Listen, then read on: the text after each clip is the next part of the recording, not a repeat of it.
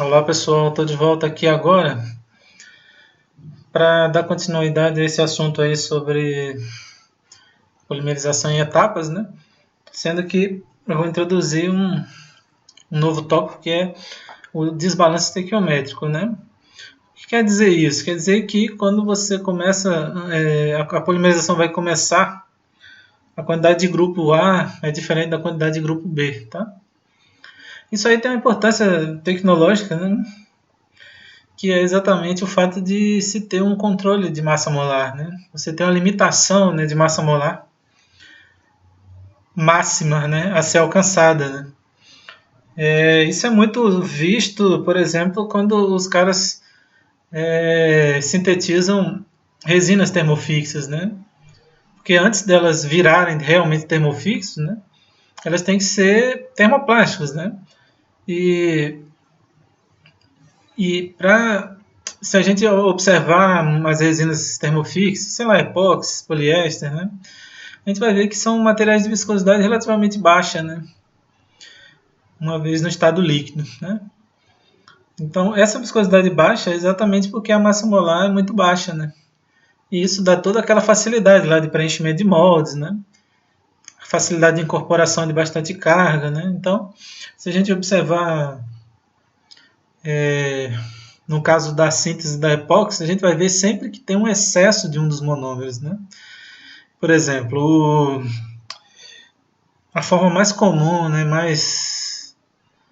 a composição química, né, mais corriqueira da resina epóxi é a famosa diglicildioéter de bisfenol A, né? Se a gente observar a estrutura lá, ou seja, a cadeia, né, desse precursor da resina termofixa, né, a gente vai ver que na verdade ele só tem o quê? Uma molécula de bisfenol A e duas de epicloridrina, ou seja, são trímeros, né? E depois sim, aí depois na hora que o cara quer curar, né, seja adicionando o agente de cura, seja colocando uma radiação, né, todos vão promover as reticulações, né, aí vai ter um material de massa molar infinita, né, mas esse precursor aí ele tem uma massa molar realmente muito baixa, né.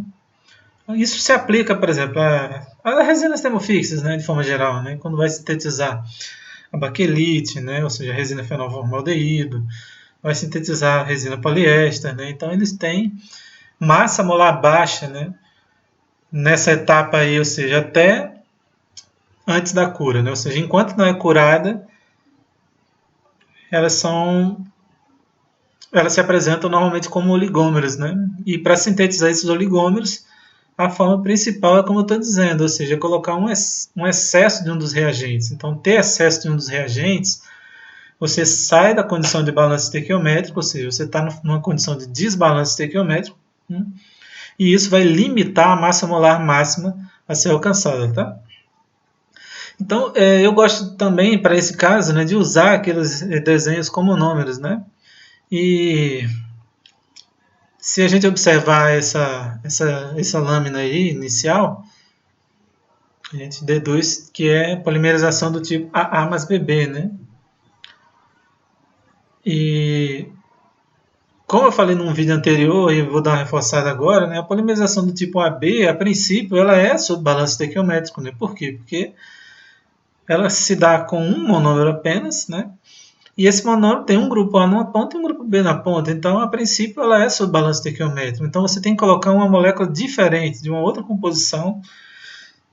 Normalmente, por exemplo, um agente monofuncional, né? Isso eu vou explicar num vídeo no próximo, né? Que é onde eu vou fechar essa temática aí de polimerização em etapas, né? Então você vai colocar uma molécula que tem uma composição diferente da do monômero. Por quê? Porque o monômero, a princípio, ele sempre vai proporcionar o balanço estequiométrico, no caso da polimerização AB, né? Agora, no caso da polimerização AABB, como a gente observa aí na lâmina, né? A gente vê que é possível, sim, fazer o desbalanço estequiométrico, é só colocar uma quantidade diferente de monômeros, né? Ou seja, colocar, vamos supor, 5 mols do tipo AA, 3 mols do tipo BB, né? E aí você vai ter um desbalanço, ou seja, vai dar uma quantidade diferente de grupos, né? Então aí a gente observa, né, lá em cima, né, você tem lá o grupo A é o vermelho, o grupo B é o azul e o grupo C é o amarelo. Ou seja, o C é exatamente resultante da reação, né, do A com B. Por exemplo, a amina reage com ácido, aí gera uma amida, né? Então o grupo C aí seria essa amida, né? Um detalhe que eu posso já adiantar aqui, para ficar com a nomenclatura compatível, né, com a literatura, é que normalmente esse grupo A é o que está em menor quantidade, né? Então, para essa lâmina inicial, ele não vai casar sempre, né, com a nomenclatura da literatura, né? Mas mais para frente, quando isso for realmente importante, eu vou uniformizar de acordo com a literatura aí, tá? Normalmente o grupo A é o que é em menor quantidade. Então, para esse primeiro Becker aí, não estaria correto, por quê? Porque o grupo A ele está em maior quantidade, né? A gente observa que tem 10 monômeros, né? Do tipo A, do tipo AA, né? E 5 monômeros do tipo BB, né? Aí a gente tem um segundo Becker aí, né? Que é o do central, né? O do meio, que existe 10 monômeros do tipo A, 10 monômeros do tipo BB, né? Ou seja, nesse segundo Becker aí, a gente tem um balanço estequiométrico, né? Já no terceiro Becker, a gente tem o que? 10 monômeros do tipo AA e 15 monômeros do tipo BB. Novamente, a gente tem um desbalanço estequiométrico, tá? Então, qual é o objetivo desses Beckers aí, né? Mostrar que vai existir uma limitação, né, de massa molar máxima alcançada quando há um desbalanço estequiométrico, ou seja, os Beckers 1 e 3 eles vão proporcionar massas molares inferiores ao Becker 2. Né?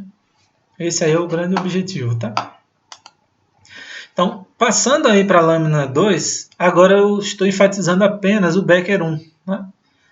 O que tem 10 monômeros do tipo AA e 5 monômeros do tipo BB, tá? E aí a gente vai polimerizar, né? Então os Beckers 2 e 3 dessa lâmina, ou seja, o segundo e o terceiro aí, eles são o quê?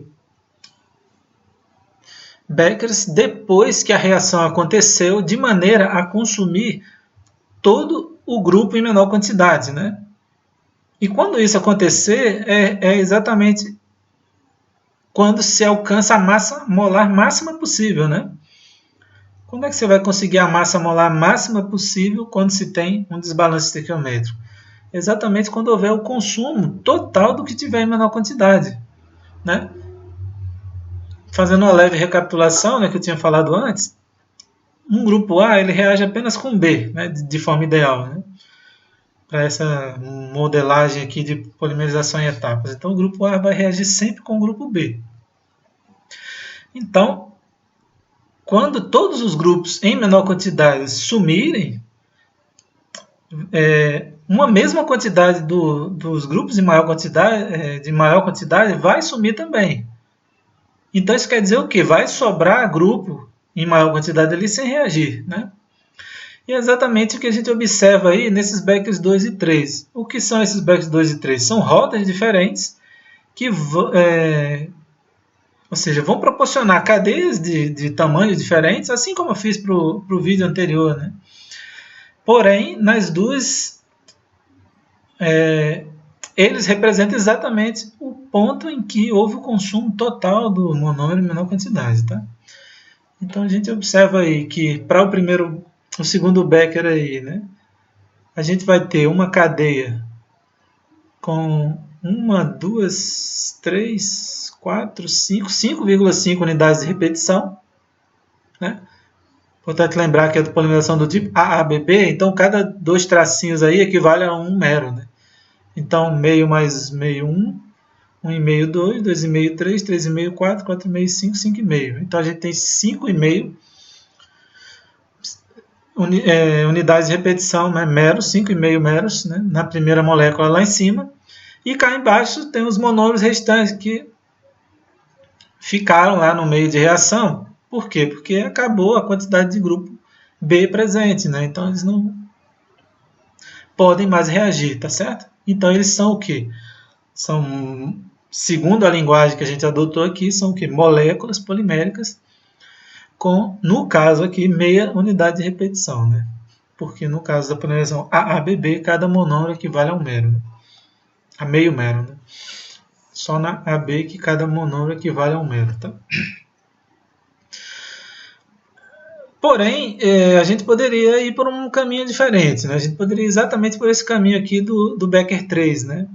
A gente observa aí que eu coloquei o quê? Eu coloquei os 5 monômeros BB no meio e coloquei 5AA de um lado e 5AA do outro. Então, houve a reação total dos grupos B. Né?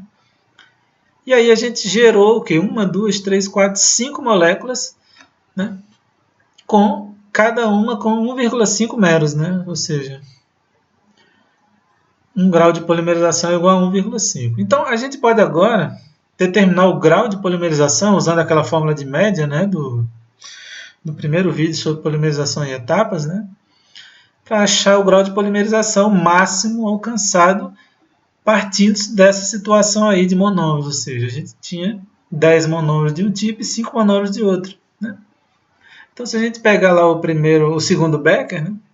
Então, como eu tinha falado, né? Tem uma molécula grandona lá com 5,5 unidades de repetição, porém só tem uma delas, então 5,5 vezes 1, e 4 monômeros que sobraram aqui embaixo, né? Que eles têm um grau de polimerização 0,5, como existem 4, 0,5 vezes 4, dividido pelo número total de moléculas, 1, 2, 3, 4, 5. Né? Então, o grau de polimerização igual a 1,5. Né?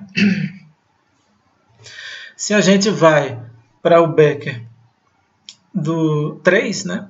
A gente tem o quê? 5 moléculas e cada molécula tem 1,5 meros. Né? Então, o que é o DP? 1,5 vezes 5, dividido pelo número total de moléculas, que é 5, portanto, 1,5 o grau de polimerização, que não é nada estranho, né, igual ao Becker 2, porque a gente falou, né, e isso vale aqui também, que independente do caminho que você segue,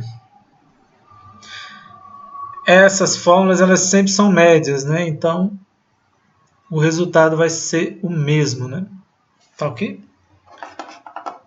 Beleza. Então a gente vê aí que quando houve essa diferença, né, de meros, né, de monômeros, né, houve esse desbalance estequiométrico aí, né, a gente vê que há uma limitação muito grande da massa molar máxima possível a ser alcançada. Né? Ok? Vamos para o próximo slide, né?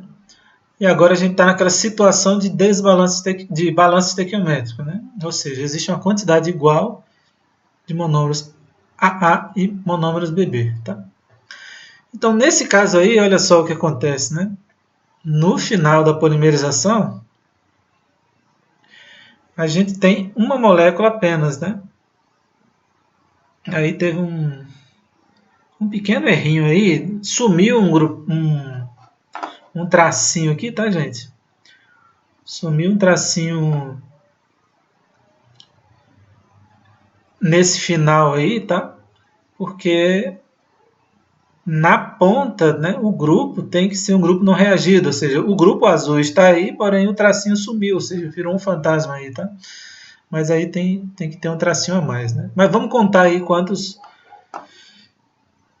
meros tem, né? Então a gente pode contar até usando o Becker da esquerda aí, né? Que para os não reagidos, ou seja, cada 2 aí equivale a um mero. Então 1, 2, 3, 4, 5, 6, 7, 8, 9, 10. Né? Então a gente vai ter 10 meros, né? Porque cada 2 monômeros equivale a um mero, tá? Então aí a gente já tem um grau de polimerização diretamente igual a 10, né? Aí eu faço uma perguntinha ali do lado. Né? Antes disso, né, só é importante já mostrar, né, que quando a gente tem aí uma quantidade igual, a gente alcançou valores de grau de polimerização bem superiores. Né? Ou seja, a gente tem 10, e no anterior, que eu tinha mostrado aqui, né, a gente tinha apenas 1,5. Né? Ou seja, com o balanço estequiométrico, o grau de polimerização alcançado é muito maior. Mas ainda há um detalhe, né, que a gente pode chamar a atenção aqui, que é o seguinte: o DP máximo mostrado de 10 é realmente o máximo para essa condição? Então, se a gente olhar ali, existe alguma possibilidade de reação ainda? A resposta é sim. Por quê? Porque a gente vê que existe um grupo azul numa ponta e um grupo vermelho na outra ponta. Né? Então, eles poderiam reagir uma ponta com a outra. E na hora que se isso aí acontecesse, isso seria a tradução de de uma molécula de tamanho infinito, tá? Apesar de ser estranho, né, porque a gente vê que são 10 meros. Como é que 10 meros tem uma molécula de tamanho infinito? Mas é porque, nesse caso, o fato da molécula fechar significa que você, se colocasse mais meros, mais monômeros no meio, gerando mais meros, mantendo o balanço estequiométrico, eles iam ser, digamos assim, aceitos, né? Eles iam ser incorporados nessa cadeia, de maneira que você teria sempre uma molécula só. E isso é o que caracteriza uma rede, né? Uma rede, ela é uma molécula só, né? Uma rede termofixa, por exemplo, né? Então, se você, aquela história que eu dizia lá nos primeiros vídeos, se você pinçasse, você tiraria sempre a molécula inteira. Por quê? Porque estão todos amarrados numa molécula apenas. E aí perde o sentido de massa molar, né? Porque massa molar é o quê? É massa por mol, e aí não tem mol, é sempre uma coisa só, é sempre uma molécula, né? Então, fechar aquela molécula ali seria a tradução para uma molécula de tamanho infinito, tá? Então, apesar de ser só 10 ali, o significado seria esse, tá?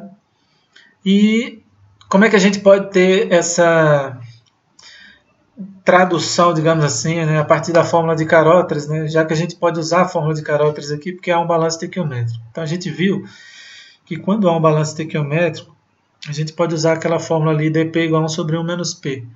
Então, se esse azulzinho que ficou sobrando aqui reagisse com o vermelho lá da outra ponta, a gente teria a conversão total dos grupos, ou seja, o P aí seria igual a 1. Então, se o P é igual a 1, o denominador ali do dp seria 0 e, portanto, o dp seria igual ao infinito, né? Então, é só para dizer que a gente colocou esse 10 aí, mas na verdade, não é o máximo realmente. O máximo seria infinito, tá? Quando todos os grupos reagem para uma situação de balanço estequiométrico, a massa molar alcançada, ela é infinita, tá? Deixa eu ver uma coisinha aqui. Tá. Pronto. Então, passando para a próxima lâmina agora, a gente tem um outro cenário, né, que era o Becker 3 lá do primeiro slide. E esse Becker aí a gente tem o quê? 10 monômeros do tipo AA e 15 monômeros do tipo PB. E como eu falei, né, a gente pode ter fazer várias situações aí de possibilidades de reação, sendo que se todos os grupos em menor quantidade reagirem, independente da forma como você fez essa reação acontecer, a fórmula de calcular vai ser a mesma, né? Então aí eu só fiz uma, né? Então ali eu gerei o quê? 1, 2, 3 moléculas com 1,5 meros, né? As 3 lá de cima. Gerei uma molécula grandona aí, ó, com 1, 2, 3, 4, 5,5, né? 5,5 meros, né? Uma molécula grandona, né? E gerei uma terceira molécula, né, com 2,5 meros, tá? Então aí o dp está embaixo traduzido nisso, ou seja, 1,5 é o grau de polimerização das 3 moléculas lá de cima, 1,5 vezes 3, mais 5,5 que é a molécula grandona e só tem uma delas, né? E cá embaixo existe uma molécula com grau de polimerização 2,5. Então, e o número total de moléculas é igual a 5, resultando num grau de polimerização igual a 2,5, tá? Então a gente vê aí que todos os grupos não reagidos, né, no Becker, eles são os azuis, né? Não existe grupo vermelho não reagido no Becker da direita. Por quê? Porque ele está em menor quantidade e a gente falou que a nossa condição aqui era gerar a massa molar máxima possível. E a massa molar máxima possível é quando todos os que estão em menor quantidade reagirem, né? Então a gente vê aí que a máxima massa molar possível, no caso aí representado como dp, né, como grau de polimerização, é 2,5, tá? Então esse valor aí é maior do que o da primeira lâmina, que era 1,5, né? Porque existe uma diferença menor, né? De 5 para 10, né? Em termos percentuais, né? De 5 para 10, a diferença ela é maior do que de 10 para 15, né? Tá ok? Percentualmente, né? Essa diferença é menor de 10 para 15 do que de 5 para 10, tá? e pelo fato de ter essa diferença menor percentual, alcança massas molares maiores, né? Quando essa situação é submetida a uma polimerização, tá? Deixa eu ver aqui. Pronto. Então, qual é a conclusão aí, comparando esses três... Deixa eu só... Pronto. Comparando essas três situações aí, né? Quando você tem uma situação de desbalanço estequiométrico, que é essa primeira, e essa terceira, a gente teve uma limitação muito grande da massa molar máxima possível a se alcançar, né? Porém, na segunda, a gente viu que é possível ter massa molar infinita, tá? Então, a gente pode fazer um planejamento de massa molar que se deseja, né, alcançar, né? A partir do cálculo, né? Ou seja, da quantidade inicial dos monômeros que se faz a pesagem, né? Agora, uma coisa que é legal, assim, que às vezes as pessoas não levam em conta, né? É que essas fórmulas, elas consideram, né, os monômeros, né, como fazendo parte dos cálculos, né? Isso é uma coisa importante, né? Às vezes as pessoas já têm um monômero ali, então ele vai ter que tirar do meio de reação, porque ele não vai fazer parte, né? Então, ele não é polímero, né? Mas para os cálculos, os monômeros são, sim, na verdade, eles são fundamentais, né? Os cálculos só fazem sentido se os monômeros forem levados em conta, né? Agora, a gente não sabe se o monômero realmente vai existir, né? Porque a gente falou aqui, né, que é possível, né, que os monômeros, a não ser em certas situações, quando tiver uma diferença realmente grande, né, entre uma quantidade de monômero e de outra, é possível que exista sim monômero não reagido, mas na maioria das vezes não se garante que vão existir monômeros não reagidos. Mas a química, né, ela possibilita, de repente, a separação de monômeros não reagidos, né, do meio de reação, digamos assim, né? E se isso for possível, esses cálculos de massa molar eles não vão poder ser feitos, né? Agora, você pode fazer pelas técnicas de massa molar que eu falei lá antes, né? Lá no começo, por exemplo. Tirei os monômeros não reagidos, né? Existe uma possibilidade, de acordo com a química, de fazer isso, né? Sei lá, por uma destilação, alguma coisa, né? Por de repente, uma centrifugação, alguma coisa. Você conseguiu tirar os monômeros não reagidos. Vamos supor que só os monômeros saíram e não saíram qualquer outra. As outras espécies, nenhuma de qualquer tipo, elas não conseguem sair, só os monômeros. Como é que eu vou fazer a determinação da massa molar? Fazer, por exemplo, análise de grupos terminais, por SEC, né? Existem N possibilidades, né? Ou seja, usar uma técnica experimental, né?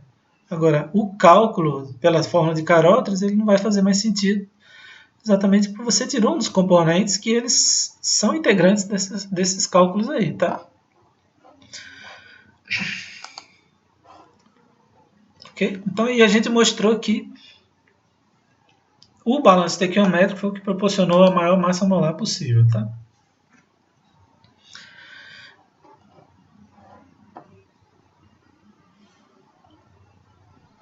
Deixa eu só dar uma olhadinha aqui, 2,5, né?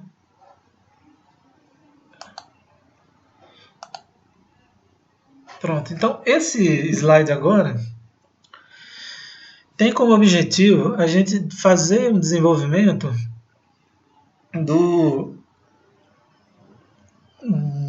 da fórmula para o DP, tá? Porque a gente não vai poder fazer continha assim, contando cada monômero, né? Como a gente fez aqui. Agora eu contei aqui os monômeros, tem 10 aqui, conta os grupos. A gente não vai poder fazer isso na situação real, né? Então a gente tem que determinar fórmulas, né? A gente tem que encontrar fórmulas para achar esse DP, né? Ou seja, já que não pode mais usar 1 sobre 1 menos P, né? Que é aquela fórmula de Carothers, que ela é válida apenas para a condição de balanço estequiométrico, né? Então a gente aqui vai ter que encontrar uma expressão para a determinação do DP, tá? Então, antes de ir para a fórmula em si, se a gente olhar, por exemplo, voltando para aquele Becker 1 lá, vamos olhar a situação ali no primeiro Becker, onde se tem apenas monômeros, né? Então, a gente vê que tem 10 monômeros vermelhos, né? Ou seja, do tipo AA, e 5 monômeros do tipo BB. Né? Então, a gente tem no total aí 15 monômeros, né? Ou seja, 15 moléculas no meio nesse reator aí, nesse Becker. Né? E a gente tem 30 grupos, né?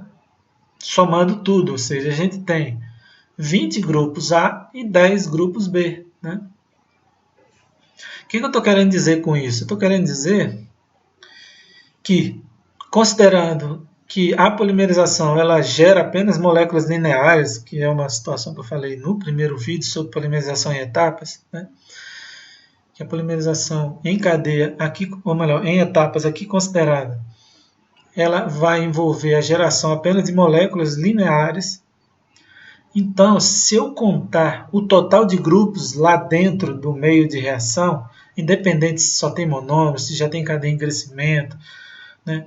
Se tem dímero, se tem trímero, não importa. Né? Então, se eu contar grupos não reagidos, eu vou estar contando as pontas das cadeias. Né? E toda molécula que eu encontrar lá no meio, vamos supor que eu vá pensando de uma em uma lá de dentro.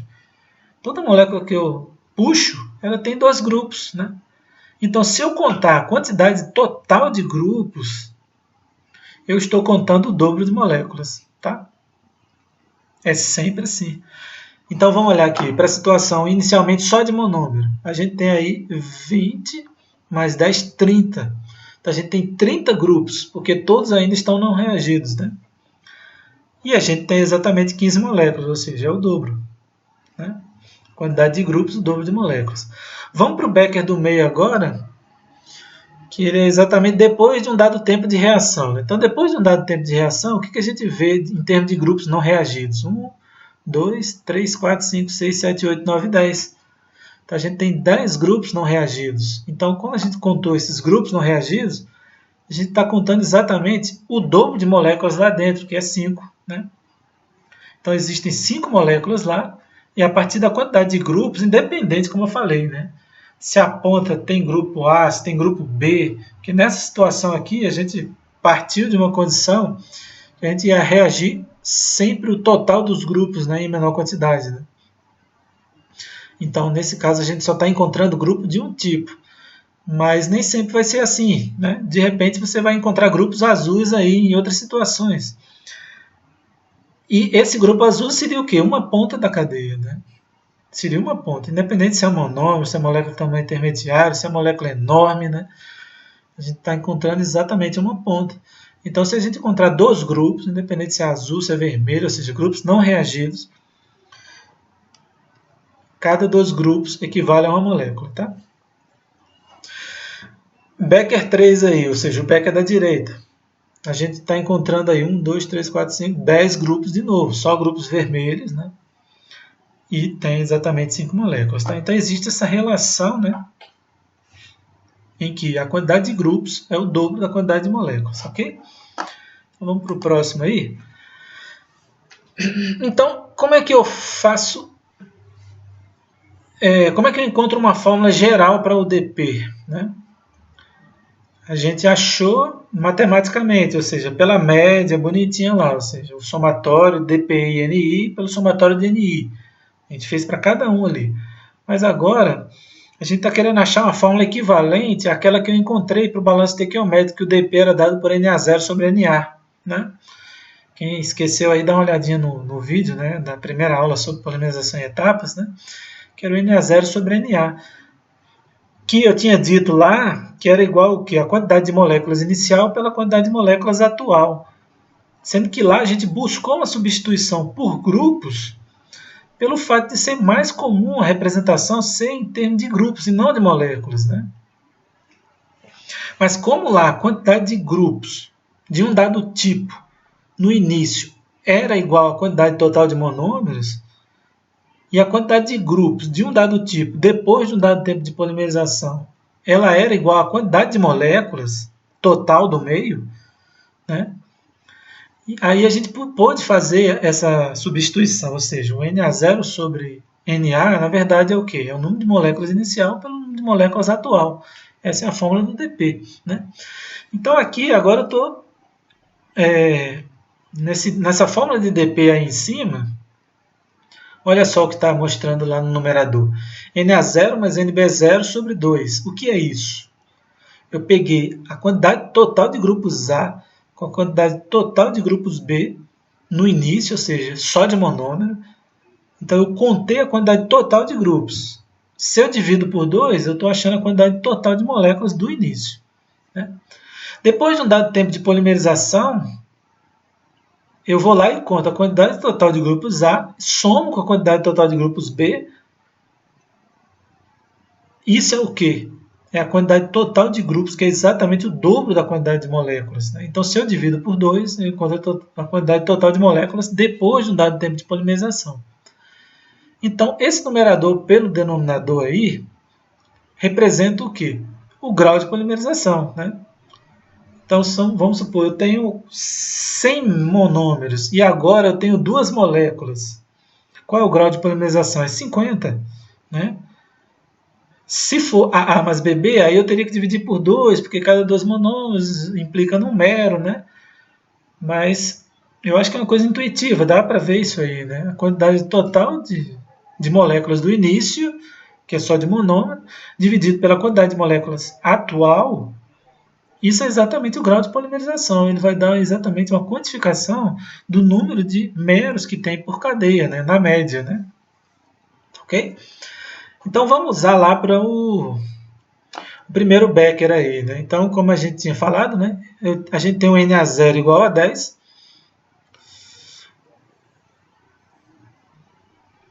Que no caso agora, já estou ajustando a conceituação correta, que é o que está em menor quantidade ser o A e o que está em maior quantidade ser o B. Tá? Até esse momento, eu estava falando o vermelho como A e o azul como B. Mas a partir desse momento, eu vou ajustar aqui, né, e considerar o que está em menor quantidade como A. Tá? Então, o A agora passa a ser o azul. Então, a gente tem aí 5 monômeros A, que implica numa quantidade de grupos A igual a 10.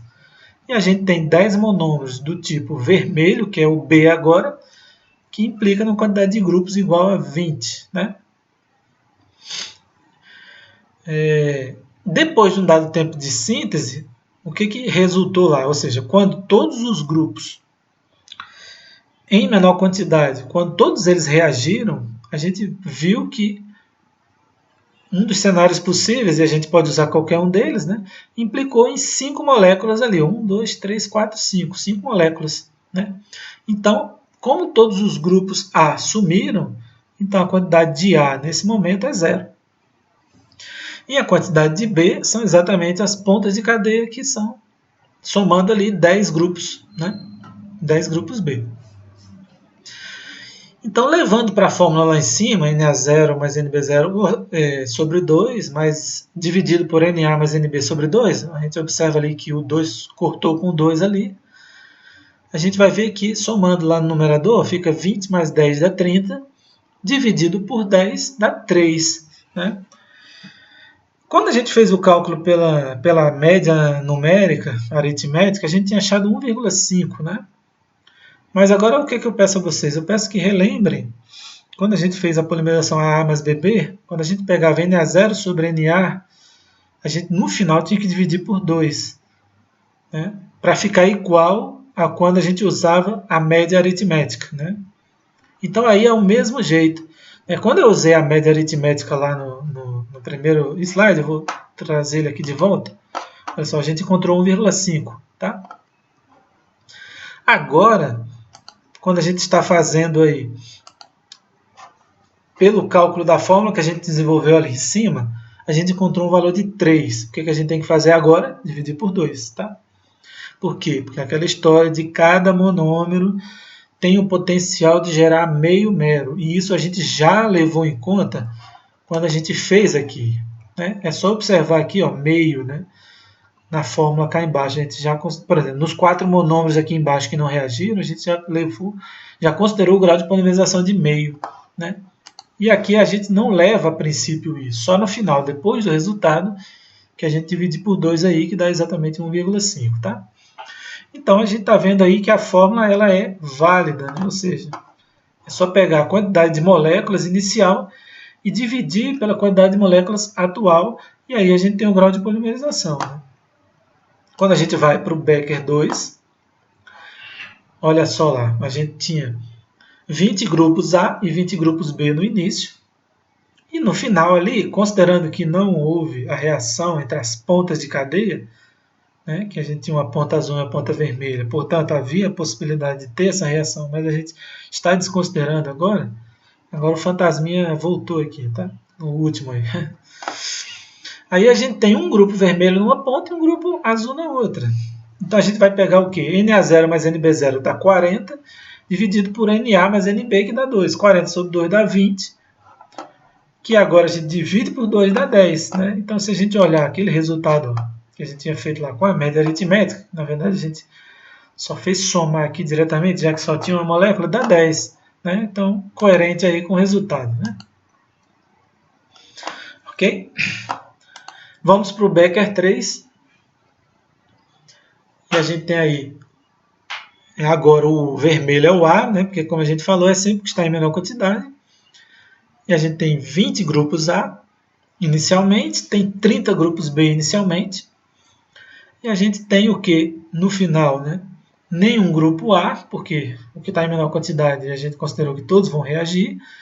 E o B ali a gente tem 1, 2, 3, 4, 5, 6, 7, 8, 9, 10. 10 grupos B. Né?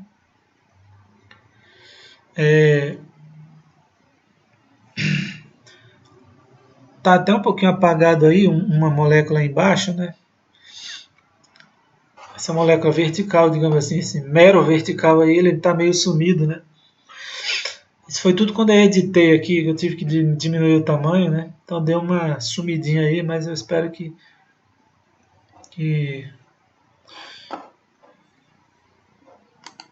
por exemplo, nesse slide lá de trás, ele está aqui presente, né? Agora, cá na frente, ele está meio sumidinho aí, mas tudo bem. Então, vamos lá. A gente tem 50 dividido por 10, né? Que dá 5. Dividido por 2 dá 2,5, que é exatamente igual ao cálculo que a gente tinha feito anteriormente, tá? Beleza. Bom, qual é o probleminha de a gente usar essa fórmula de dp aqui? É que essa fórmula está muito genérica, tá, gente? É uma fórmula muito genérica. A gente vai ter que dar uma desenvolvida nessa fórmula para encontrar uma coisa, digamos assim, mais palpável, ou seja, para que a gente consiga representar a partir de parâmetros mais fáceis, né, de se interpretar. Né? Então é isso que a gente vai seguir agora. Né? Por exemplo, eu vou definir um parâmetro chamado fator de desbalanço estequiométrico. Né? Olha só a definição dele ali. Ele é igual à razão entre a quantidade inicial de grupos A pela quantidade de grupos B iniciais. Né? Então, o que a gente pode concluir já de imediato? É que esse valor de R vai ser sempre menor ou igual a 1. Sempre. Por quê? Porque a gente está convencionando os grupos A serem os de menor quantidade. Né? Se os grupos A são os que estão em menor quantidade, você está fazendo a razão dele em relação a um grupo que está em maior quantidade. Né? É óbvio isso aí. Né? Então, essa razão vai ser sempre menor do que 1, a não ser que haja um balanço estequiométrico. Se houver o balanço estequiométrico, a quantidade inicial de A vai ser igual à quantidade inicial de B e, portanto, o R vai ser igual a 1. Tá? Okay? Então, esse fator aí é o quê? É um fator que vai dar uma noção para a gente da diferença, né, em termos de quantidade de grupos A iniciais em relação à quantidade de grupos B iniciais. Né? Okay? Então, ele é uma definição para a gente aí. Tá?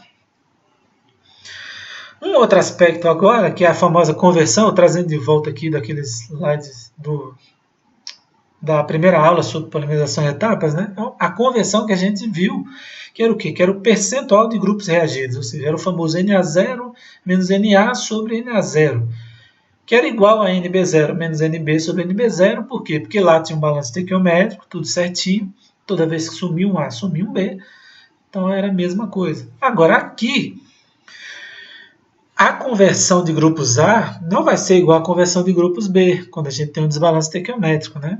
Ou seja, vamos supor que a gente tenha 5 grupos A inicialmente e a gente tenha 10 grupos B inicialmente. Então a gente tem 5 grupos A inicialmente e 10 grupos B inicialmente.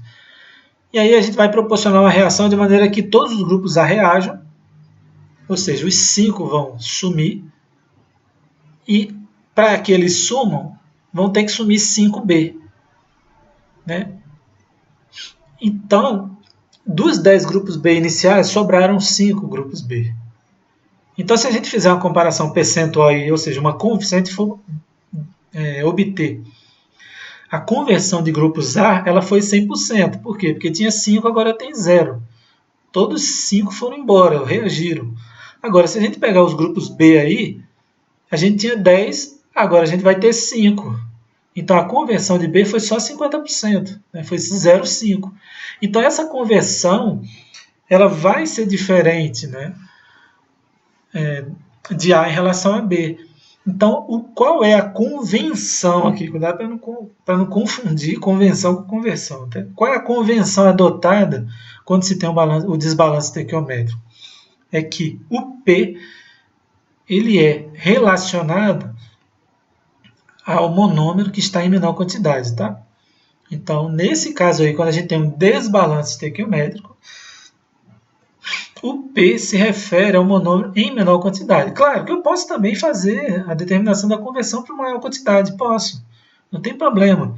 Mas o que eu estou querendo dizer é que o P que você vai encontrar nas fórmulas daqui para frente, ele se refere ao que está em menor quantidade. Qual é uma lógica bem interessante para isso? Porque a gente pega a conversão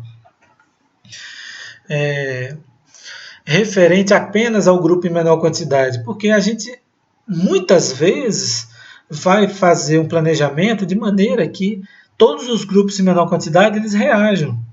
E quando esses grupos em menor quantidade reagem, a gente vai ter uma conversão de 100%, ou seja, o P vai alcançar um valor 1, coisa que vai ser impossível quando a gente vai determinar a conversão para o monômero em maior quantidade, porque o monômero em maior quantidade nunca vai converter totalmente, né?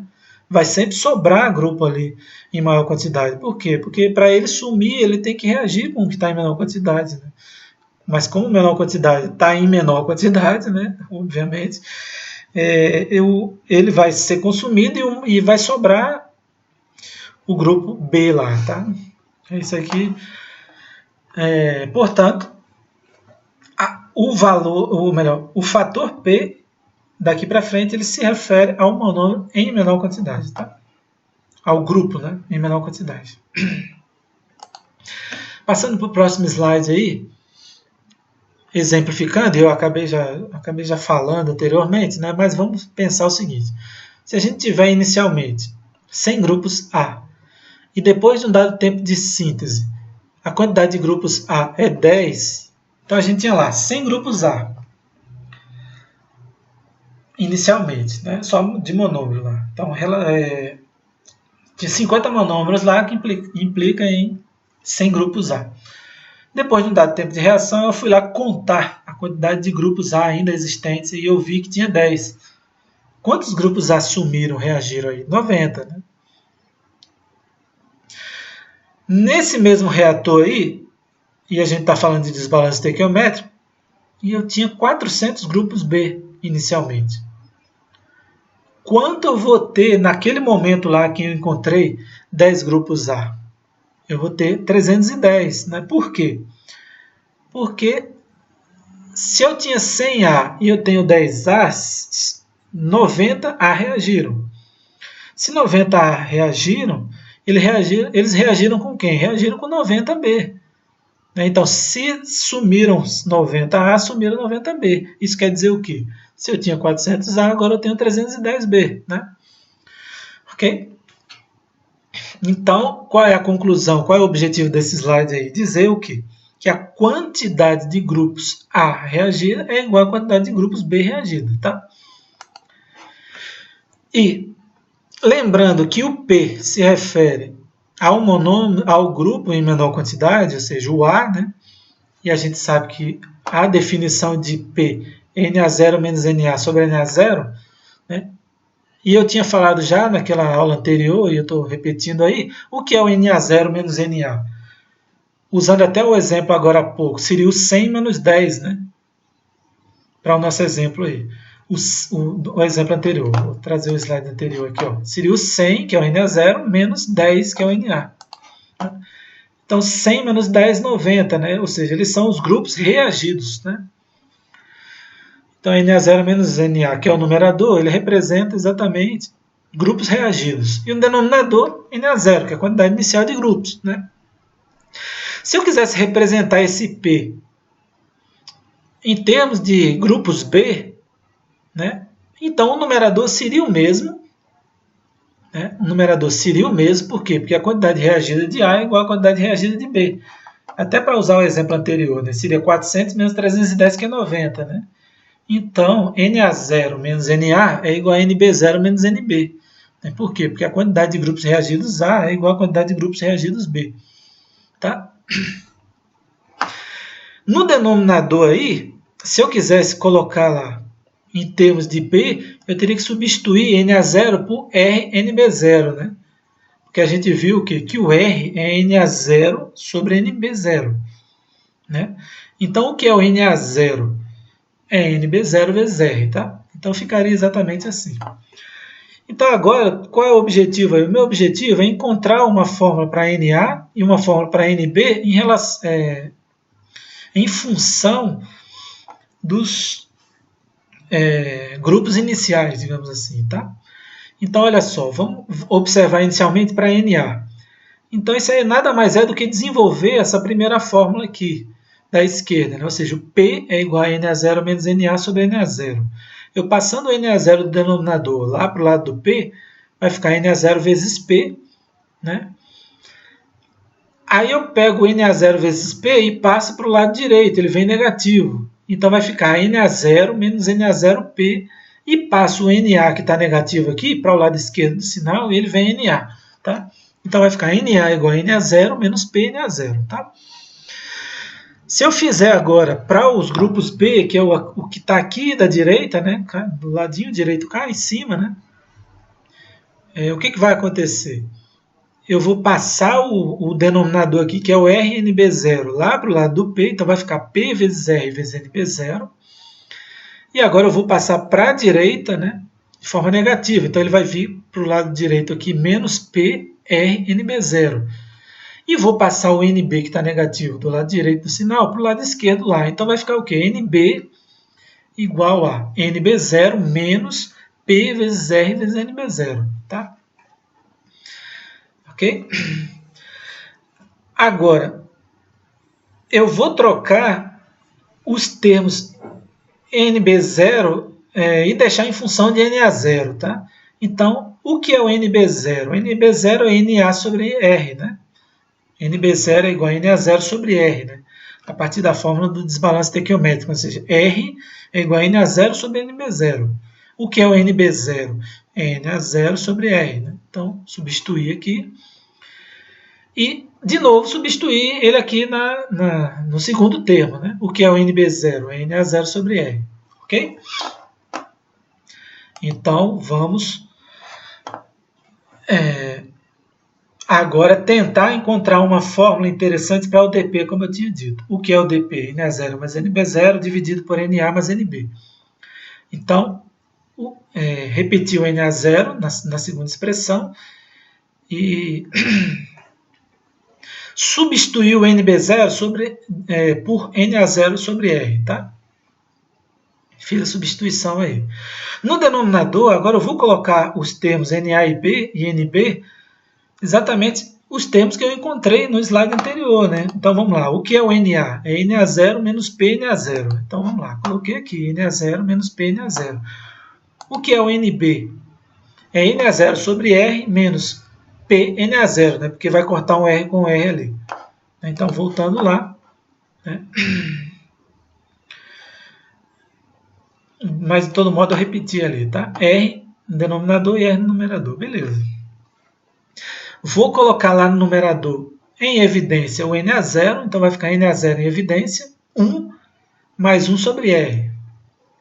E no denominador também vou colocar o NA0 em evidência, porque a gente tem todos os termos aí com NA0 comum. Tá? Coloquei o NA0 em evidência, vai ficar o quê? 1 menos P mais 1 sobre R menos P, porque eu cortei o R com R aí. Tá?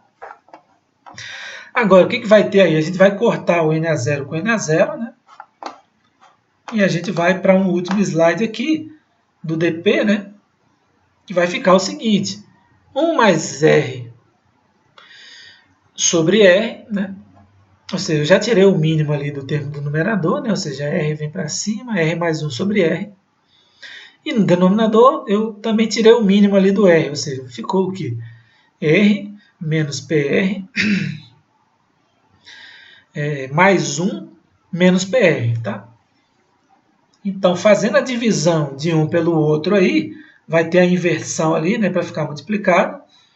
E a gente vai ter o quê? dP igual a R mais 1 dividido por 1 mais R menos 2PR, tá? Então, gente, essa fórmula aí é a fórmula do dP para quando a gente tem um fator de desbalanço estequiométrico, né? Então, ela é a fórmula geral, ou seja, é 1 mais R dividido por 1 mais R menos 2PR, tá? Então, ela, inclusive, e teria que ser isso, né? Teria que ser, porque ela é a fórmula mais geral, ela também é válida para uma condição de balanço estequiométrico, né? Ou seja, para a condição de balanço estequiométrico, a gente viu que dP é igual a 1 sobre 1 menos P, essa fórmula aqui ela também vai ser válida. Por quê? Porque quando há o balanço estequiométrico, R é igual a 1. Então, no numerador aí ficaria 2. E aqui no denominador ficaria o quê? 1 mais 1, 2, menos 2P vezes 1, que é 2. Então, ficaria o quê? No numerador, 2, e no denominador ficaria 2 menos 2P. Colocando 2 em evidência, ficaria 1 sobre 1 menos P, tá? Então, a gente encontrou uma maneira mais palpável, né, mais lógica de representar o dP a partir de variáveis, né, que são mais fáceis de se determinar. Né? E eu vou deixar isso bem claro no próximo slide, né? Melhor, no slide não, no próximo vídeo que eu vou fazer. Mas só para dar uma adiantadinha aqui, por exemplo, esse R aí, como a gente viu, ele é uma definição a partir das quantidades iniciais, ou seja, se eu sei a quantidade em mol de um dado monômero e sei a quantidade em mol do outro tipo de monômero, eu já acho esse R. Né? E o P é a conversão. Né? Pode ser uma conversão 100%? Pode, mas pode não ser. Né? Poderia ser uma conversão de 80%. Né? Então aí a gente já faz o cálculo do dP a partir dessas situações, ou seja, qual é o grau de polimerização de um polímero obtido a partir dos monômeros nas seguintes quantidades quando houver 80% de conversão do monômero em menor quantidade. Então a gente já vai saber o dP a partir disso, tá? Então no próximo vídeo aí, que é para eu espero terminar esse assunto aí de polimerização em etapas, eu vou dar 1 ou 2 exemplos aí que isso vai ficar mais claro, tá? Ou seja, a utilização dessa fórmula, tá? Então, gente, esse era o objetivo desse vídeo. Vou me despedindo aqui de vocês, tá? E em breve eu vou colocar o vídeo final referente à polimerização em etapas, tá? Então, uma boa noite aí para todo mundo.